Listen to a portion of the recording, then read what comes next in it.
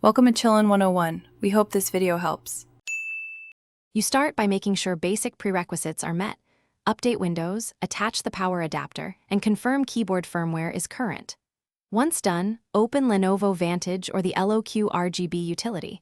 These apps expose the keyboard lighting controls.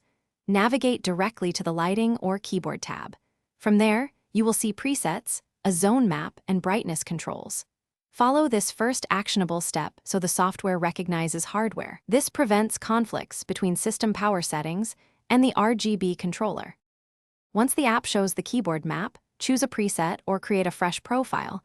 You want a saved state to return to. Then assign colors to zones or individual keys, picking effects like static, wave, or breath. Each effect uses CPU/memory differently, so choose accordingly. Make sure to set brightness between 0 and 100% and tweak speed and direction for animations.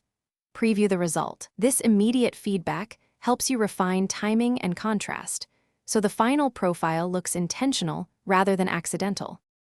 You finish by applying the profile and saving it, then enable Load on Startup so your settings persist. If changes do not appear, first restart the RGB utility, then reboot Windows. Make sure no other RGB software is conflicting. If that fails, reinstall the keyboard driver and update firmware through Lenovo Vantage. One key troubleshooting tip: perform a hardware lighting reset or power cycle with AC disconnected for 30 seconds. This often clears stuck controllers. If problems persist, contact Lenovo support for a firmware level fix. Thanks for watching. Consider subscribing if we helped you.